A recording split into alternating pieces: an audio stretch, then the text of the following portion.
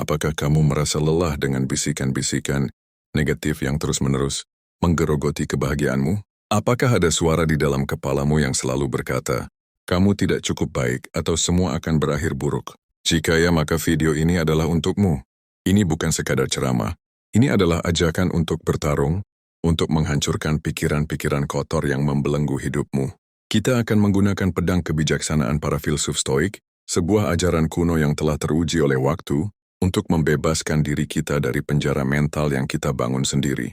Bagian 1, memahami musuh kita. Apa itu pikiran kotor? Sebelum kita bisa menghancurkan musuh, kita harus mengenalnya terlebih dahulu. Apa yang saya maksud dengan pikiran kotor? Pikiran kotor bukanlah sekadar pemikiran negatif yang sesekali muncul. Ia adalah pola pikir destruktif yang berakar dalam ketakutan, kecemasan, dan ilusi.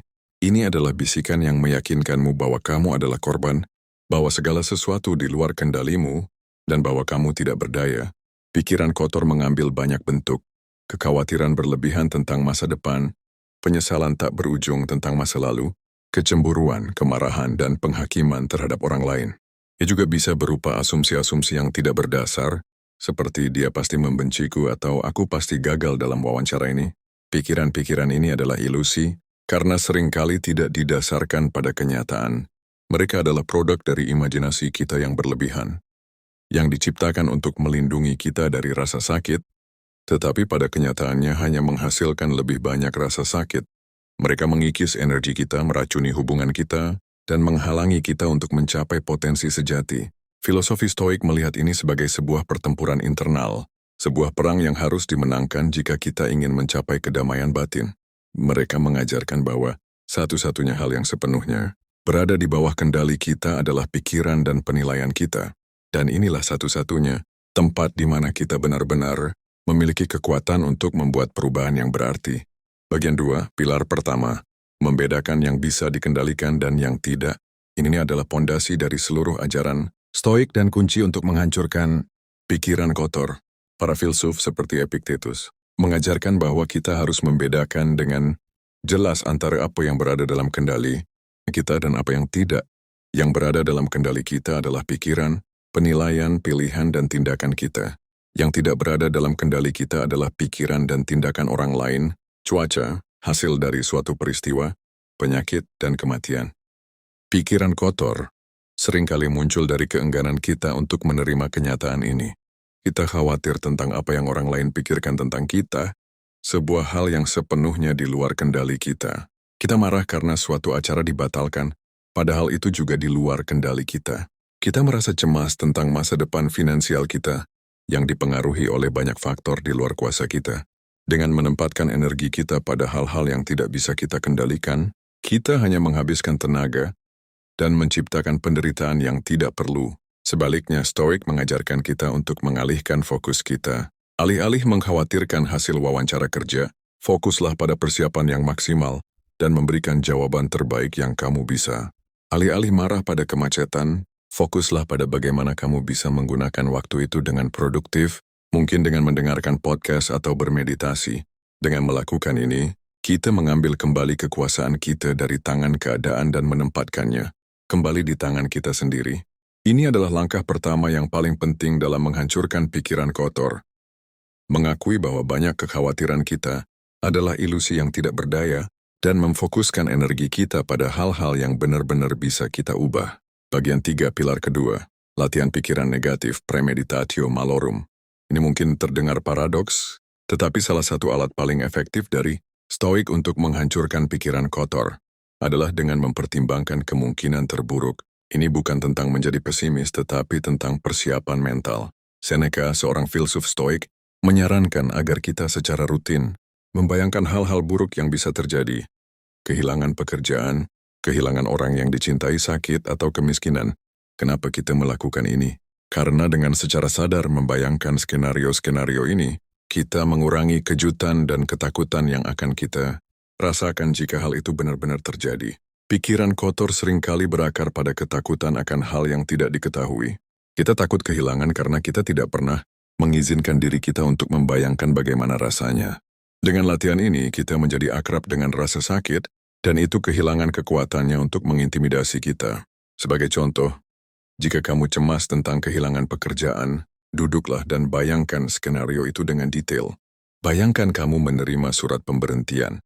Apa yang akan kamu rasakan? Apa yang akan kamu lakukan?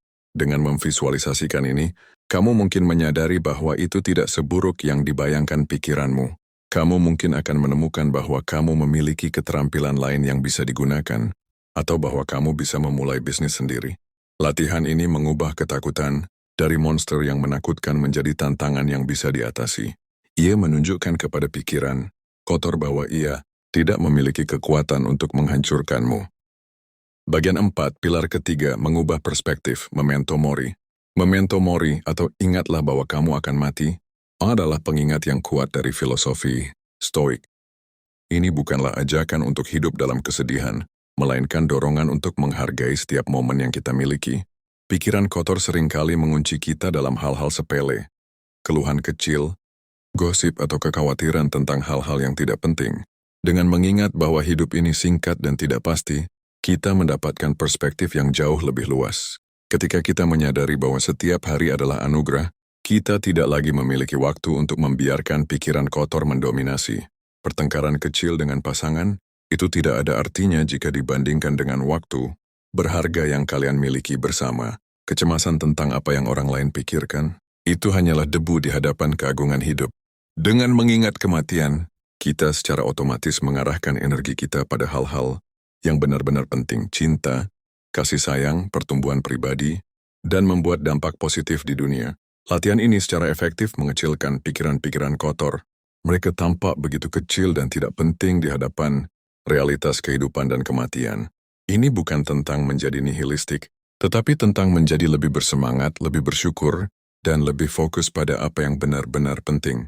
Ini adalah pil pahit yang menyembuhkan, sebuah pengingat bahwa kita tidak bisa menyia-nyiakan waktu berharga kita untuk hal-hal yang tidak relevan. Bagian 5.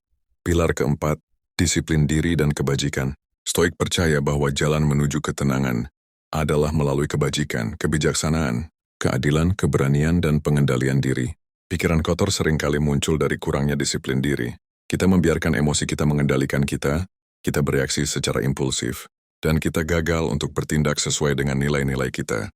Dengan melatih kebajikan-kebajikan ini, kita membangun benteng mental yang kokoh melawan serangan pikiran kotor. Kebijaksanaan adalah kemampuan untuk melihat situasi dengan jelas, tanpa distorsi emosi. Ketika pikiran kotor berkata, "Aku pasti gagal," kebijaksanaan bertanya, "Apa buktinya?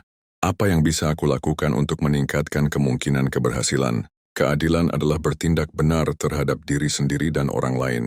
Ini berarti tidak tenggelam dalam kecemburuan atau kemarahan, karena itu tidak adil bagi diri kita sendiri dan orang lain. Keberanian adalah menghadapi ketakutan kita secara langsung, bukan melarikan diri dari mereka. Ini adalah keberanian untuk mengakui pikiran kotor kita dan menantangnya. Dan pengendalian diri adalah kemampuan untuk menolak godaan emosi negatif, untuk tidak membiarkan diri kita terbawa oleh kemarahan, kecemasan, atau penyesalan.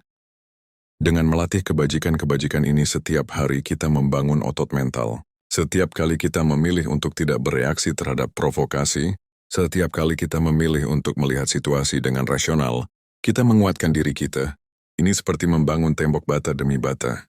Pada awalnya temboknya mungkin rapuh, tetapi seiring waktu, ia akan menjadi tidak bisa ditembus oleh serangan pikiran kotor. Bagian 6.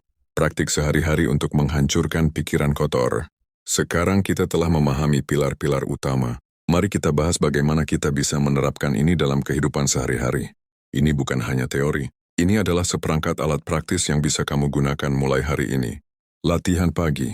Mulailah harimu dengan meditasi singkat. Selama 5 menit duduklah dalam keheningan dan biarkan pikiranmu mengalir. Alih-alih menekan pikiran kotor, amati saja mereka seperti awan yang lewat di langit. Jangan menghakimi, jangan bereaksi, amati saja. Latihan ini melatihmu untuk menjadi pengamat dari pikiranmu, bukan tawanan mereka. Setelah itu renungkan apa yang berada di bawah kendalimu hari ini.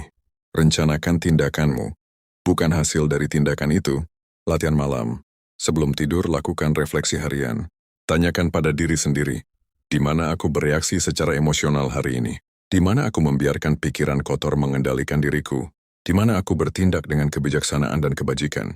Tuliskan satu hal yang kamu lakukan dengan baik, Dan satu hal yang bisa kamu lakukan dengan lebih baik besok, latihan ini membantu memperkuat kebiasaan berpikir yang lebih sehat dan mencegah pikiran kotor berakar.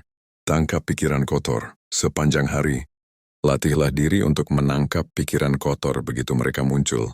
Ketika kamu mendengar bisikan, "Aku tidak bisa melakukan ini," berhentilah sejenak, tanyakan pada diri sendiri, apakah ini fakta atau hanya asumsi? Apakah ini sesuatu yang berada dalam kendaliku? Seringkali, hanya dengan menanyakan pertanyaan ini, kekuatan pikiran kotor akan melemah.